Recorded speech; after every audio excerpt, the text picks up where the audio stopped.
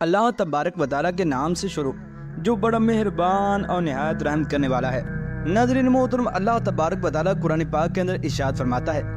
متقین فیہا علی الارائک، ارائک سے مراد جنت میں موسیریوں پر ٹیک لگائے ہوئے ہوں گے۔ چنانچہ اس آیت مبارکہ سے ثابت ہوا کہ جنت کے اندر جنتیوں کے لیے تختوں پر موسیریاں بھی لگائی گئی ہوں گی۔ اور حضرت حیثم بن مالک طائی رحمۃ اللہ تعالی علیہ فرماتے ہیں کہ جناب رسول صلی اللہ تعالی علیہ وسلم نے ارشاد فرمایا آدمی 40 سال کی مقدار تک تکیہ کی ٹیک لگائے گا، نہ وہاں سے ہٹے گا اور نہ طبیعت اکتائے گی۔ اس کے پاس جو اس کا جی چاہے گا اور آنکھوں کو لذت ہوگی پیش ہوتا رہے گا۔ اور حضرت ابو سعید خدری رضی اللہ تعالی عنہ سے روایت ہے کہ جناب رسول اکرم صلی اللہ تعالی علیہ وسلم نے ارشاد فرمایا آدمی جنت میں پہلو بدلے بغیر 70 سال تک ٹیک لگا سکے گا، اور اس سے زائد بھی اور کم بھی۔ اور حضرت سلیمان بن مغیرہ رحمۃ اللہ تعالی علیہ حضرت ثابت رحمۃ اللہ تعالی علیہ سے نقل کرتے ہیں کہ انہوں نے فرمایا ہمیں یہ بات پہنچی ہے کہ جنتی آدمی جنت میں 70 سال تک ٹیک لگائے بیٹھے گا، اس کے پاس اس کی بیویاں اور خدمت گزار ہوں گے، اور جو کچھ اللہ تبارک و تعالیٰ اس کو شان و شوکت اور نعمت عطا فرمائے گا وہ بھی ہوں گی۔ پھر وہ نظر اٹھا کر جو دیکھے گا تو اس کو اس کی کچھ اور بیویاں یعنی حوریں نظر آئیں گی جن کو اس نے اس سے پہلے نہیں دیکھا ہوگا۔ وہ اسے دیکھ کر کہیں گی کہ اب وقت آ گیا ہے کہ آپ اپنی طرف سے ہمارا نصیب یعنی حصہ ہمیں عطا فرمائیں۔ اور اللہ تبارک و تعالیٰ کے اس فرمان علی الارائک ینظرون کی تفسیر میں حضرت مجاہد رحمۃ اللہ تعالی فرماتے ہیں کہ یہ مسحریاں لؤلؤ اور یاقوت سے بنی ہوں گی۔ اور حضرت ابو حامد حلاس رحمۃ اللہ تعالی فرماتے ہیں کہ میری والدہ بڑی نیک تھی، ایک دن ہم بہت محتاجی کی حالت میں تھے، مجھ سے کہا اے بیٹے ہم کب تک اس تکلیف میں رہیں گے؟ جب سحر کا وقت ہوا تو میں نے دعا کی کہ اے اللہ اگر ہمارے واسطے آخرت میں کچھ ہے تو اس میں سے ہمیں دنیا میں کچھ عطا فرما دے۔ اس وقت گھر کے ایک گوشے میں مجھے ایک نور دکھائی دیا، میں اس کے پاس گیا تو دیکھا کہ ایک تخت کے سونے کے پائے ہیں اور وہ جواہر سے مرصع کیے گئے ہیں۔ میں نے والدہ سے کہا یہ لو، اور کچھ جواہر بیچنے کے ارادے سے میں بازار میں گیا اور جی میں کہتا تھا کہ میں ان میں سے کچھ جواہریوں کے ہاتھ فروخت کروں گا، لیکن اس کا کیا طریقہ ہوگا؟ جب میں مسجد سے لوٹ کر آیا تو مجھ سے میری ماں نے کہا اے بیٹے تو مجھے معاف کر دے، کیونکہ جب تو گھر سے نکلا تو میں سو گئی۔ میں نے خواب میں دیکھا کہ میں جنت میں داخل ہوں، وہاں میں نے ایک محل کو دیکھا جس کے دروازے پر لا الہ الا اللہ محمد الرسول اللہ لکھا ہوا تھا، اور یہ بھی لکھا تھا کہ یہ مکان ابو احمد حلاس کا ہے۔ میں نے کہا کہ میرے بیٹے کا؟ تو ایک شخص نے کہا ہاں۔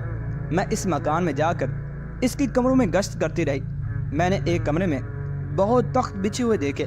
ان کے درمیان میں ایک تخت ٹوٹا ہوا تھا۔ میں نے کہا کہ ان تختوں کے بیچ میں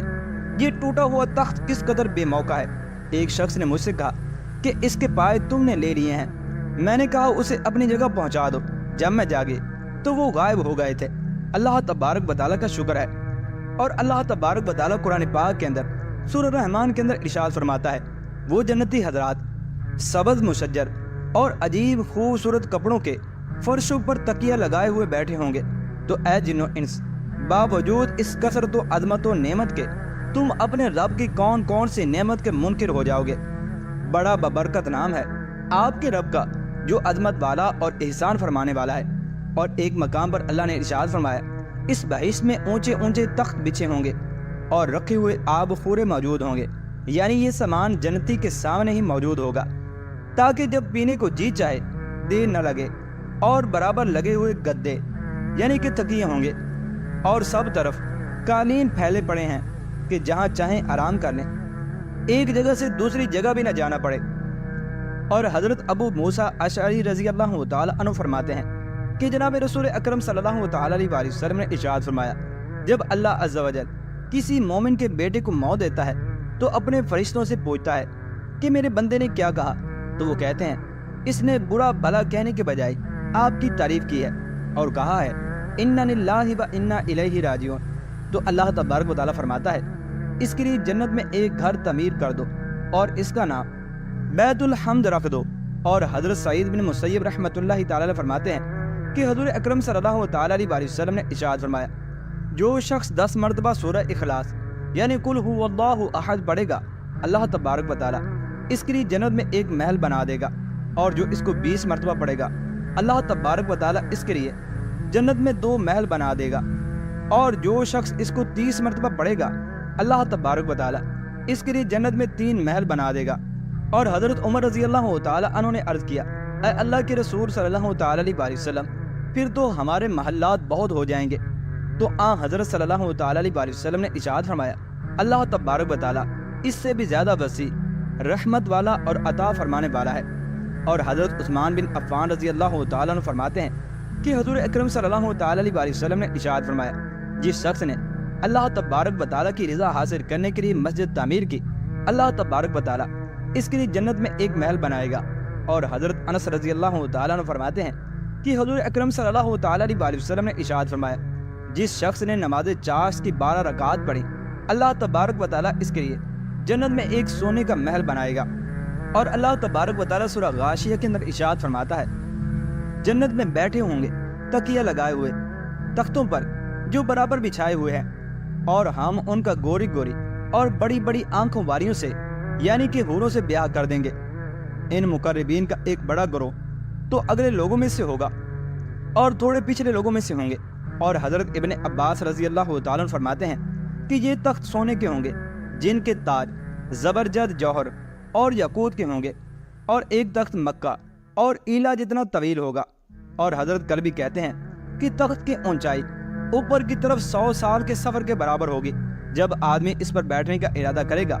تو وہ فوراً اس کے لیے جھک جائے گا حتیٰ کہ وہ اس پر بیٹھ جائے گا۔ پھر جب وہ اس پر بیٹھ جائے گا تو پھر وہ اپنی جگہ تک بلند ہو جائے گا۔ اور حدیث شریف میں حضرت ابو سعید خدری رضی اللہ تعالیٰ عنہ سے روایت ہے کہ حضرت صلی اللہ تعالیٰ علیہ وسلم نے اس آیت مبارکہ وفرش مرفوعہ اور بلند و بالا بچھونے ہوں گے کی تفسیر کرتے ہوئے ارشاد فرمایا، ان بچھونوں کی بلندی آسمان و زمین کے درمیانی فاصلے جتنی ہوگی، اور ان میں 2 بچھونوں کے درمیان کا فاصلہ 500 سال کے برابر ہوگا۔ اور حضرت سعید رضی اللہ تعالیٰ عنہ فرماتے ہیں کہ ان کا ظاہر یعنی اوپر والا حصہ نور جامد کا ہوگا۔ اور حضرت علی رضی اللہ تعالیٰ عنہ فرماتے ہیں کہ جناب رسول صلی اللہ تعالیٰ علیہ وسلم نے ارشاد فرمایا، جنت میں کچھ ایسے بالا خانے ہیں کہ ان کا باہر اندر سے اور اندر باہر سے نظر آئے گا۔ ایک دیہاتی نے کھڑے ہو کر کہا، اے اللہ کے رسول صلی اللہ تعالیٰ علیہ وسلم، یہ کس کے لیے ہوں گے؟ تو آپ صلی اللہ تعالیٰ علیہ وسلم نے فرمایا، اس کے لیے جو پاکیزہ گفتگو کرے اور کھانا کھلائے اور ہمیشہ روزے رکھے، اس وقت جب لوگ سوتے ہوں یہ رات کے وقت نماز پڑھے گا۔ اور حضرت ابو سعید خدری رضی اللہ تعالیٰ عنہ سے روایت ہے کہ حضور اکرم صلی اللہ تعالیٰ علیہ وسلم نے ارشاد فرمایا، ادنا درجے کے جنت والے اعلیٰ درجے کے بالا خانوں والے جنتیوں کو اس طرح سے دیکھیں گے جس طرح سے لوگ دنیا میں یعنی آسمان پر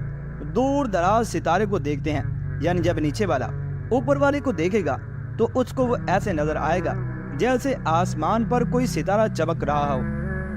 اور حضرت ابو ہریرہ رضی اللہ تعالیٰ عنہ سے روایت ہے کہ جناب رسول اکرم صلی اللہ تعالیٰ علیہ وسلم نے ارشاد فرمایا، اللہ تبارک و تعالیٰ کا ایک قبہ ہے جس کا نام فردوس ہے، اس کے درمیان میں ایک گھر ہے جس کا نام دار الکرامہ یعنی بڑے مرتبے کا گھر ہے، اس میں ایک پہاڑ ہے جس کا نام جبل النعیم یعنی کہ نعمتوں کا پہاڑ ہے، اس پر ایک محل ہے جس کا نام قصر الفرح یعنی فرحت کا محل ہے، اس محل میں 12,000 دروازے ہیں، ایک دروازے سے دوسرے دروازے تک 500 سال کا فاصلہ ہے، ان میں سے کوئی دروازہ نہیں کھلتا مگر عالم کے قلم چلنے کی آواز پر، جب وہ دین کا کوئی مسئلہ لکھتا ہے یا دشمن اسلام پر حملہ کرنے والے مجاہدین کے ڈھول کی آواز پر۔ لیکن اللہ تبارک و تعالیٰ کے نزدیک عالم کے قلم چلنے کی آواز 70 گنا افضل ہے مجاہد کے تبلیغی آواز سے۔ اور ایک حدیث میں وارد ہے کہ جنت کی بعض چھتیں ایسی نور کی ہوں گی جو آنکھوں کو چندیا دینے والی بجلی کی طرح چمکتی ہوں گی، اگر اللہ تبارک و تعالیٰ جنتیوں کی نگاہوں کی حفاظت نہ کریں تو وہ بجلی ان کی آنکھوں کو اچک لے گی۔ اللہ تبارک و تعالیٰ سے دعا ہے کہ اللہ تبارک و تعالیٰ ہمیں جنت کے اندر ایسے بالا خانے قالین اور ایسی عمدہ قسم کی نعمتیں عطا فرمائے، اور اللہ تبارک و تعالیٰ ہمیں جنت کے اندر بلا حساب و کتاب داخل ہونے کی توفیق عطا فرمائے، آمین یا رب العالمین۔